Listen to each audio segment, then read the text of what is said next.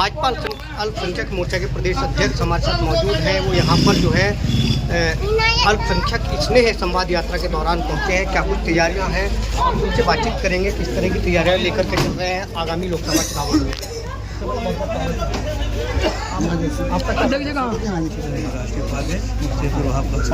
चलिए, राष्ट्रीय उपाध्यक्ष जी हमारे साथ मौजूद है। सबसे पहले उनसे बातचीत कर लेंगे, उसके बाद प्रदेश अध्यक्ष से बात करेंगे। देख रहे हैं भारतीय जनता पार्टी के मोर्चे के माननीय नरेंद्र मोदी जी समूह को लेकर चलने की बात करते हैं। 140 करोड़ लोगों को फायदा देने की बात करते हैं। समुदाय को कहीं से वंचित नहीं किया जा रहा है। भारतीय जनता पार्टी और मुसलमानों के बीच में खाई को कम करने के लिए डोर टू डोर आ रहे हैं और मुसलमानों को समझा भी रहे हैं। मुसलमानों में ध्यान बढ़ता भी जा रहा है।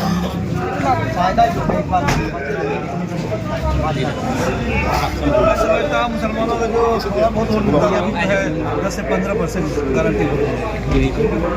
अच्छा, जो संवाद यात्रा इस तरह से संवाद किए जा रहे हैं।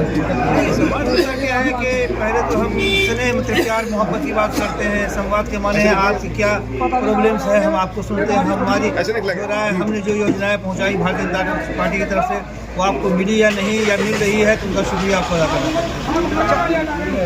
यूनिफॉर्म सिविल कोड की लगातार सिविल कोड में की जा रही है और जो विपक्ष है उस पर लगातार हमलावर हावी और सिविल कोड एक साथ सिविल कोड में मुस्लिम के बड़े बड़े संगठन से बातें होकर के मसौदा तैयार हो रहा है, फाइनल नहीं हुआ। और विपक्ष का काम है जब कभी कोई मामला आता है सिर्फ वर्गलाने का काम करता है, भड़काने का काम करता है।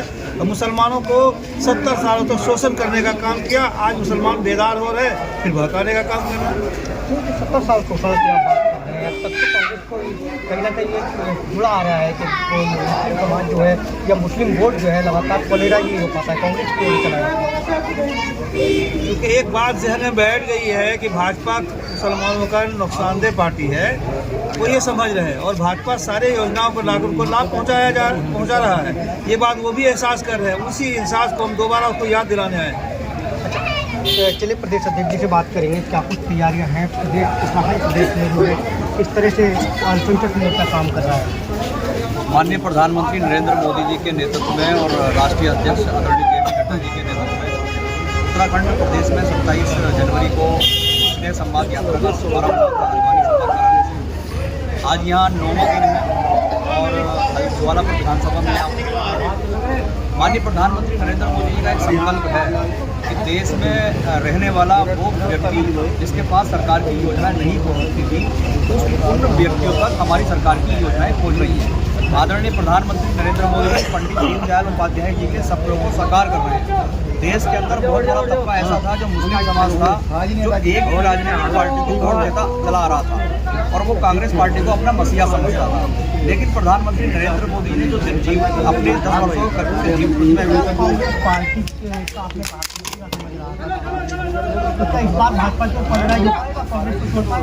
लेकिन मैं आपके माध्यम से ये बताना चाहता हूँ कि आज उत्तराखंड के अंदर हमें 9वां दिन और इन 9वें दिन में हमने देखा है कि हमारे साथ 1 लाख की संख्या में स्नेह संवाद यात्रा जिसकी वीडियोग्राफी हुई है। सभी लोग हमारे साथ जुड़े हैं। इसका प्रभाव आने वाले 2024 में निश्चित रूप से मिलेगा, क्योंकि प्रधानमंत्री नरेंद्र मोदी जी ने कहा सबका साथ, सबका विकास, सबका विश्वास, सबका प्रयास। इसके रूप में प्रधानमंत्री नरेंद्र मोदी जी आज देश में काम कर रहे हैं। आप बताइए, प्रधानमंत्री नरेंद्र मोदी जी धर्म के आधार पर बनाई क्या? आज अल्पसंख्यक समाज उज्ज्वला योजना का लाभ ले रहा है, सौभाग्य योजना का लाभ ले रहा है, जनधन योजना का लाभ ले रहा है। कोई एक ऐसी योजना बता दीजिए जिसमें हमारे समाज को लाभ ना मिला हो। अच्छा, प्रदेश में अल्पसंख्यक मोर्चा कितना मजबूत और आश्वस्त है इस बार लोकसभा चुनाव? अल्पसंख्यक मोर्चा 2022 के चुनावों में जब वहाँ उत्तराखंड के अंदर विधानसभा के चुनाव हुए थे, बड़ी संख्या में अल्पसंख्यक समाज ने अपनी सेवा दी थी। जहाँ हमारे अल्पसंख्यक बूथों पर खाता नहीं खुलता था, जहाँ हमारे बूथ कमजोर थे, वहाँ पर खास तौर पर हमने स्नेह संवाद यात्रा लेकर जा रहे हैं। स्नेह संवाद यात्रा का मतलब ये है कि जो हमारी उत्तराखंड के अंदर विधानसभा हमने हारी है, या ऐसी विधानसभा जहाँ मुस्लिम समाज बड़ी संख्या में रहता है, जहाँ मुस्लिम समाज का प्रभाव है, ऐसी विधानसभाओं में जाकर अल्पसंख्यक समाज की जो हमारी भारतीय जनता पार्टी के बीच में खाई पैदा की है, उस खाई को हम पाटने का काम करें। आने वाले 2024 के चुनाव में निश्चित रूप से ये अल्पसंख्यक समाज समझ चुका है कि केवल भारतीय जनता पार्टी में ही हमारा विश्वास है और अन्य राजनीतिक पार्टी में नहीं है। क्योंकि उत्तराखंड के अंदर भी आपने देखा कि 2022 के चुनावों में लग रहा था कि एक बार कांग्रेस की सरकार और एक बार भारतीय जनता पार्टी की सरकार, लेकिन भारतीय जनता पार्टी की सरकार आदरणीय पुष्कर सिंह धामी जी के नेतृत्व में पुनः दूसरी बार बनी है और पुष्कर सिंह धामी जी जीरो टॉलरेंस भ्रष्टाचार मुक्त शासन कर रहे हैं। आज कोई अधिकारी ऐसा नहीं है जो हमारे रिश्वत मांग रहा हो, तो आदरणीय पुष्कर सिंह धामी जी के नेतृत्व में कोई भी अधिकारी रिश्वत लेते पकड़ा जाता है उसके खिलाफ सख्त कार्रवाई अमल में सख्त कार्रवाई हो रही है। मैं आपके माध्यम से बताना चाहता हूं कि अगर कोई अधिकारी रिश्वत लेता हुआ पाया जाता है तो उसके खिलाफ भारतीय जनता पार्टी और उत्तराखंड सरकार सख्त निर्देश है उसका कि ऐसे अधिकारियों के खिलाफ सख्त कार्रवाई की जाए और जेल की सजा में डाला जाए। चलिए बहुत बहुत धन्यवाद। तो ये हमारे साथ मोर्चा के प्रदेश अध्यक्ष जिनका साफ तौर पर कहना कि इस बार जो है कहीं ना कहीं अल्पसंख्यक समुदाय जो है भाजपा की ओर पॉलराइज हो पाए। कैमरा पर्सन के साथ अमित नंद, समाचार 29 इंडिया, हरिद्वार।